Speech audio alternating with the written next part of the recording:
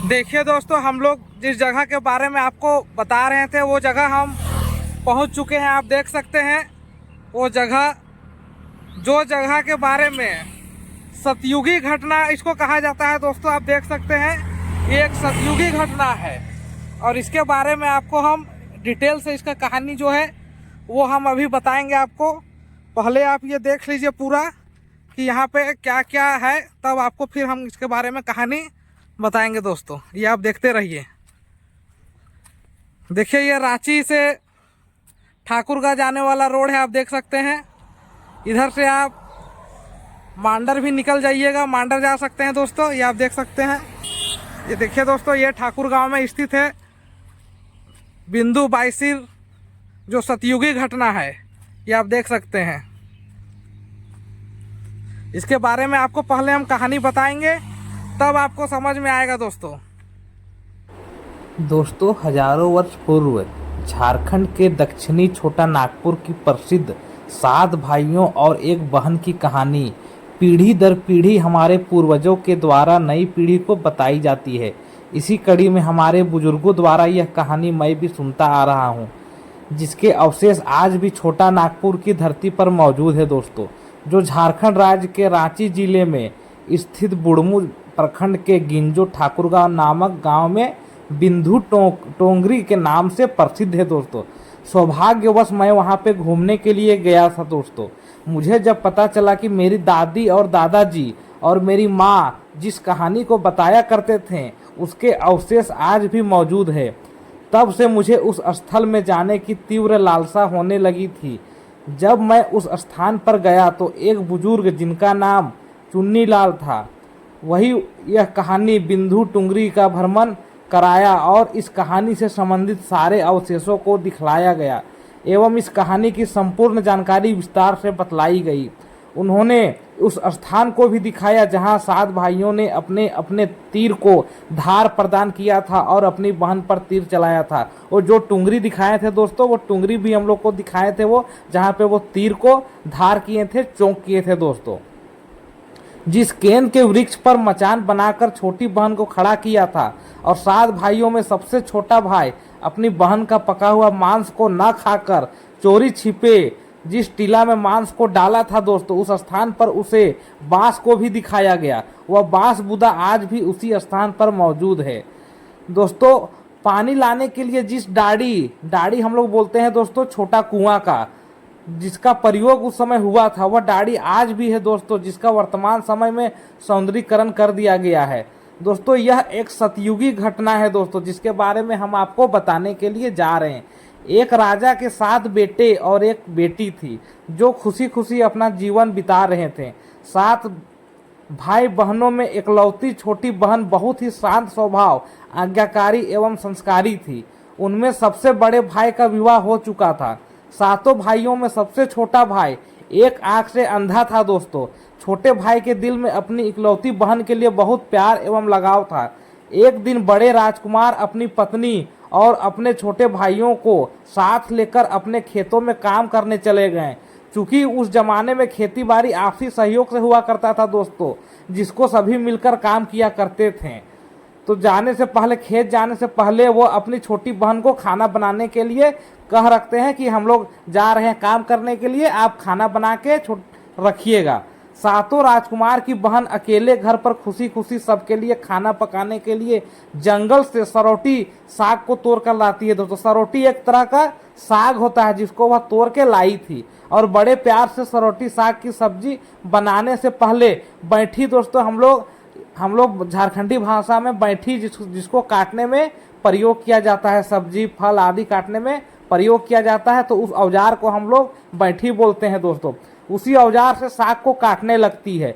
इसी दौरान वह अपनी उंगली भी काट बैठती है और रक्त की एक तेज धार निकलने लगती है, जिससे उसका पूरा हाथ खून खून हो जाता है।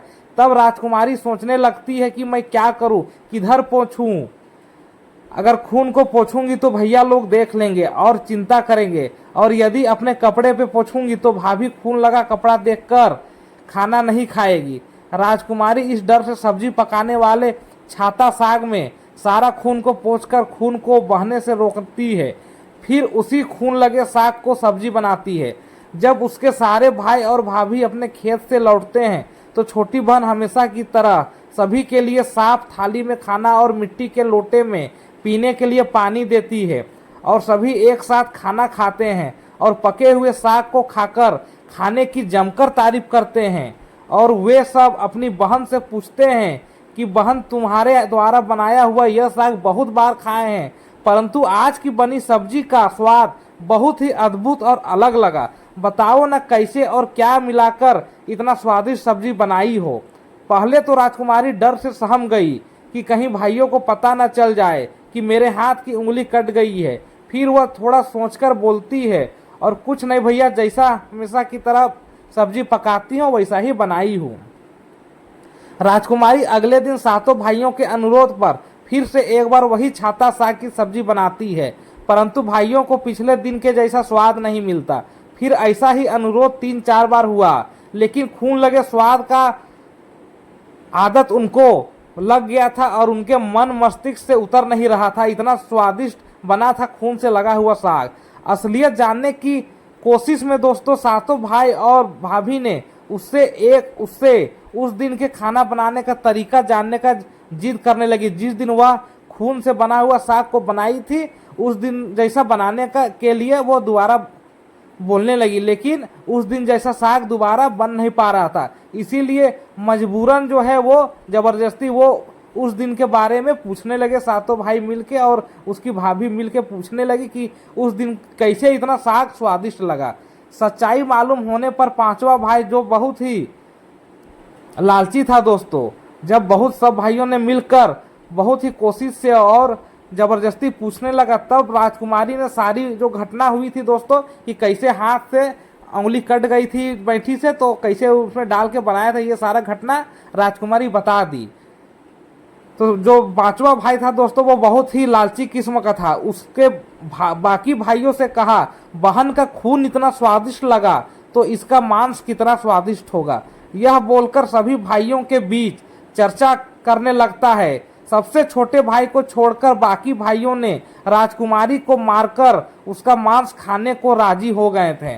मांस खाने की सोचकर उन सभी के मुंह से लार टपकने लगता है। भाइयों के मन में स्वादिष्ट खाना खाने के लिए वे कितना लालची बन गए, इसका आभास राजकुमारी को हो गया कि किस प्रकार उसके भाई उसकी मांस खाने की लालसा रखते हैं।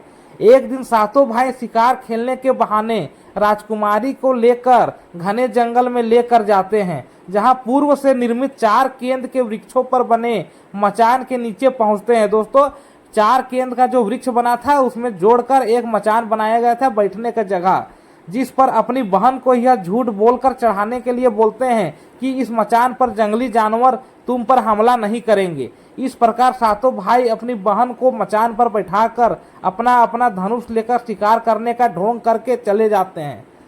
तब राजकुमारी को पूरा आभास हो चुका था कि आज उसका आखिरी दिन है, लेकिन वह चाहती थी कि उसके भाइयों की इच्छा पूर्ण हो, इसलिए भी वह मचान में जाकर बैठ जाती है।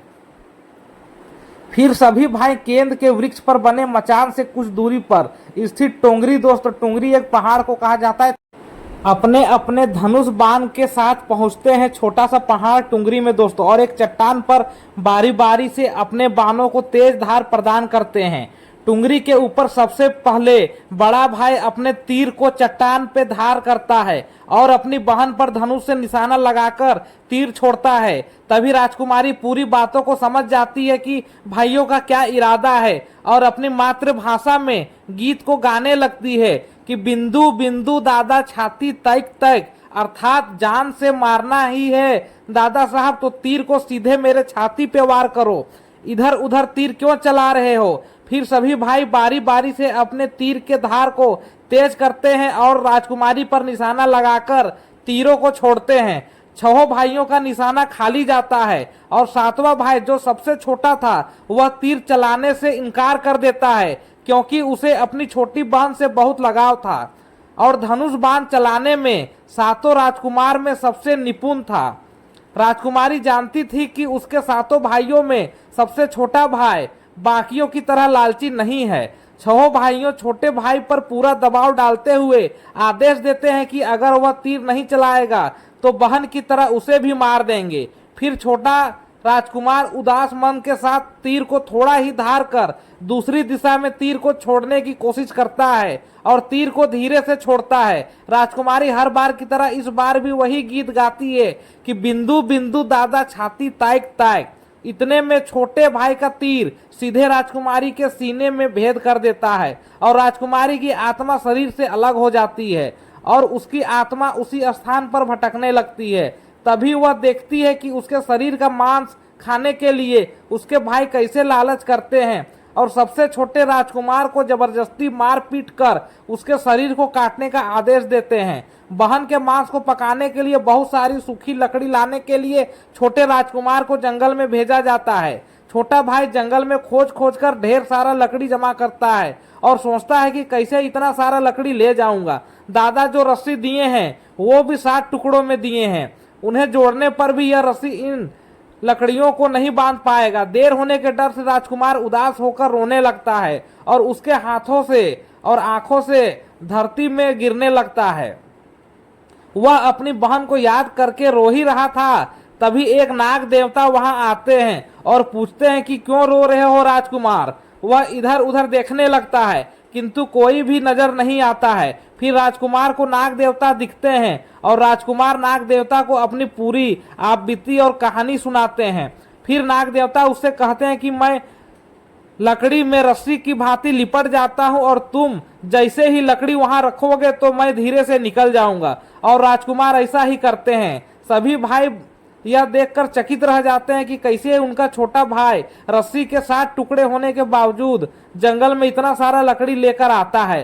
तत्पश्चात ये लोग अपने छोटे भाई को पानी लाने के लिए घड़ा में 7 छेद कर भेजते हैं। दोस्तों, छोटा राजकुमार पानी लाने के लिए एक डाढ़ी छोटा कुआं में जाता है और घड़े में पानी भरता है, परंतु उसमें छेद होने के कारण सारा पानी गिर जाता है और राजकुमार ये वही बैठकर सोच सोच कर रोने लगता है कि बिना पानी के वापस जाऊंगा तो बड़े भैया लोग मारपीट करेंगे। यह सारी घटना को डाढ़ी के मेढक, केकड़ा और मछली सुन वह देख रहे थे और वे तीनों राजकुमार को रोता देखकर पूछते हैं कि क्यों रो रहे हो। फिर राजकुमार उन्हें अपनी आपबीती को विस्तार में बतलाता है और कहता है कि मैं अपनी प्यारी बहन से शरीर का मांस कैसे खा सकता हूँ। मैं अपनी बहन से बहुत प्यार करता हूँ तो मैं उसका शरीर का मांस कैसे खा सकता हूँ। नहीं खाऊंगा तो बड़े भैया लोग मारपीट करेंगे। तभी मेढक कहता है तुम परेशान मत हो, हम सब मेढक घड़ा के छेद में चिपक जाते हैं। फिर मछली और केकड़ा बोलते हैं कि तुम हमें लेकर चलो, तुम्हारे भाई सब राजकुमारी के मांस को पकाएंगे, तब तुम मछली को खाना और जब वे हड्डी को खाएंगे तब तुम केकड़ा को खाना, बड़े भाइयों को शक नहीं होगा।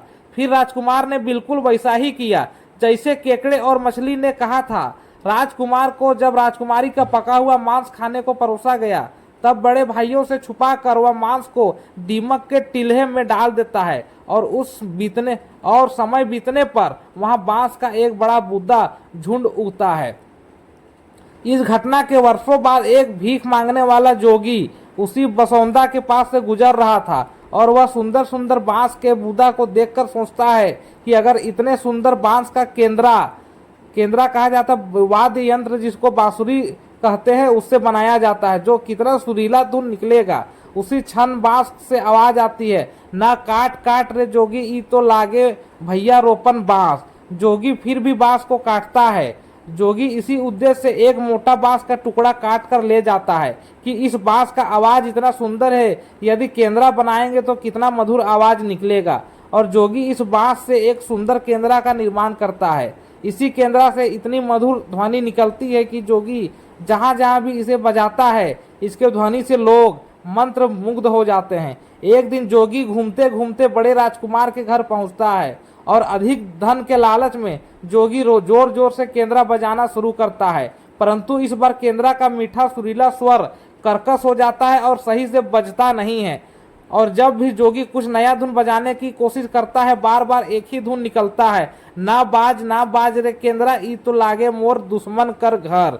बार बार यही धुन निकलने पर बड़ा राजकुमार मारपीट कर जोगी को अपने घर से भगा देता है। ऐसे ही घूमते घूमते जोगी हर भाई के घर जाता है, लेकिन हर बार की भांति वही धुन न बाज रे केंद्रा, ई तो लागे मोर दुश्मन कर घर बजाता है। यह धुन सुन सारे भाई जोगी को डांट झपट कर भगा देते हैं। सबसे अंत में जोगी छोटे राजकुमार के घर पहुंचता है। छोटे भाई के घर के आंगन में प्रवेश करते ही केंद्रा खुद ही बजने लगता है। जोर जोर से बाज रे केंद्रा, ई तो लागो मोर छोटा भाई के घर। बड़ा ही मधुर मीठे स्वर का धुन सुनकर छोटा राजकुमार चंद्राकर मोहित हो जाता है, और यह धुन सुनकर छोटे राजकुमार से रहा नहीं गया और जोगी से केंद्रा की मुंह मांगी सोने की मोहरें देकर उसे खरीद लेता है तथा जोगी को अच्छे से मेहमान नवाजी कर अच्छे से विदा कर देता है। धीरे धीरे समय बीतता है और छोटे राजकुमार अपने काम से कुछ दिनों के लिए बाहर जाते हैं। जब वह वापस लौटता है तो देखता है कि उसका कमरा बहुत ही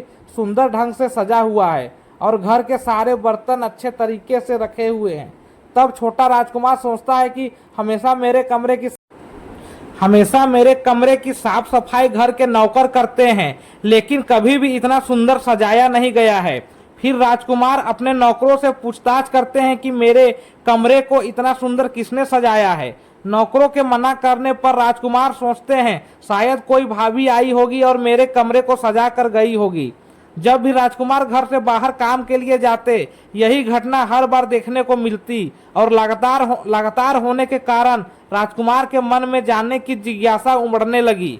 आखिर मेरे घर को इतने सुंदर ढंग से कौन सजावट करता है? वह अपने भाइयों तथा भाभियों से भी पूछता है और वे लोग भी सजावट करने की बात से साफ मना कर देते हैं। एक दिन राजकुमार सच्चाई पता लगाने के लिए किसी काम का बहाना कर बाहर जा रहे थे, बोलकर निकलते हैं और छुप कर पुनः वापस आ गए। अपने कमरे में रखे खजूर के गोल मोड़े हुए चटाई के अंदर छुप जाते हैं। कुछ समय इंतजार के बाद राजकुमार देखते हैं कि एक खूबसूरत सी लड़की केंद्रा से निकलकर कमरे के अंदर आती है और सारे कमरे की साफ सफाई कर कमरे के अंदर आती है और सारा साफ सफाई बढ़िया से करती है और वापस उसी केंद्रा में चली जाती है। यह देख राजकुमार की आंखें खुली की खुली रह जाती है, क्योंकि उस लड़की की शक्ल राजकुमार की छोटी बहन के जैसी ही मिलती है।